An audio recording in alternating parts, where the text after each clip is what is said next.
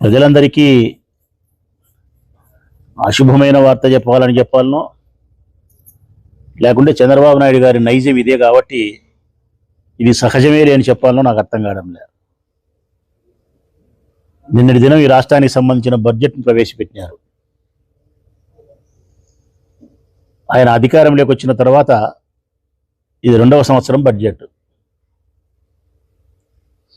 నిన్న ప్రవేశపెట్టిన బడ్జెట్లో కూడా కంప్లీట్గా 100కు 100% ఎన్నికలకు ముందు ఆయన ఇచ్చిన హామీలు ఏమైతే ఉన్నాయో ప్రజలకు సంక్షేమ పథకాలను అభివృద్ధికి సంబంధించి ఏమైతే హామీలు ఇచ్చినాడో ఆ హామీలను పూర్తిగా విస్మరించి వాటిని తుంగలో దొక్కి వాగ్దానాన్ని భంగం చేసి నిన్న బడ్జెట్ ప్రవేశపెట్టినారు. ప్రజల పక్షాన మేము ప్రశ్నిస్తూ ఉన్నాం.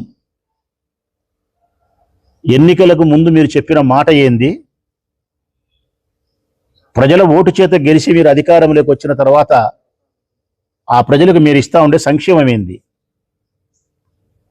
నిన్న పెట్టే మీరు బడ్జెట్లో ఎక్కడైనా ఈ రాష్ట్ర ప్రజలకు సంక్షేమ పథకాలు అందించే అంకెలు ఏడైనా ఉన్నాయా? మీరు చెప్పిన ప్రధానమైనటువంటి సూపర్ 6 పథకాలు అందులో ఉన్నాయా? అసలు మళ్ళీ మీకు కొద్దిగా లజ్జ అనే పదము కానీ, సిగ్గు అనే పదము కానీ, గౌరవం అనే పదానికి కానీ ప్రాధాన్యత లేకుండా గొప్పలు చెప్పుకుంటా ఉన్నారు మీరు, సంకలు గుద్దుకుంటా ఉన్నారు మీరు.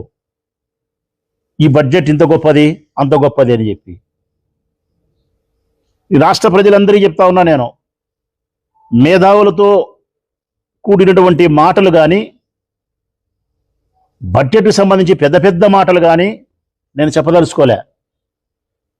మీకు అర్థమయ్యే సరళమైన సహజమైనటువంటి భాషలోనే, నాకు తెలిసిన వాడుక భాషలోనే మీకు చెప్పే ప్రయత్నం చేస్తా నేను.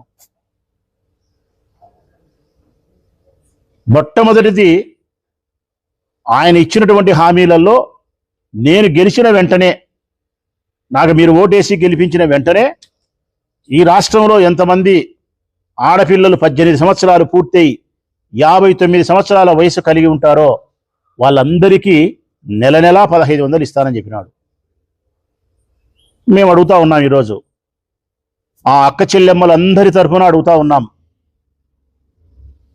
ఈ రాష్ట్రంలో 18 సంవత్సరాలు పూర్తయినటువంటి ప్రతి సోదరి, 59 సంవత్సరాల వయసు కలిగినటువంటి ప్రతి అక్క వైపు నుంచి అడుగుతా ఉన్నాం. ఇది లేదే ఇప్పుడు ఈ బడ్జెట్లో అంకెలు లేవే. నీ పార్టీ తెలుగుదేశం పార్టీ గుర్తు సైకిల్కు ఓటు వేసుకున్నావు కదా, ప్రొద్దుటూరు నియోజకవర్గంలో మొదలు పెట్టుకుంటే ఇచ్చాపురం వరకు మీ ఎమ్మెల్యే అభ్యర్థులందరూ కూడా మా మీద గెలిచినారు కదా, గెలిచి విజయ గర్వంతో మీరు విర్రవీగినారు కదా, రెడ్ బుక్ రాజ్యాంగంతో మమ్మల్ని అందరినీ బాధించే ప్రయత్నం చేస్తున్నారు కదా.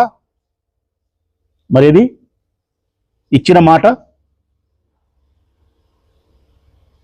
గడిచిన 8 నెలల కాలము ఎగరగొట్టినారు, గడవబోయే 12 నెలల కాలం ఎగరగొడుతున్నారు.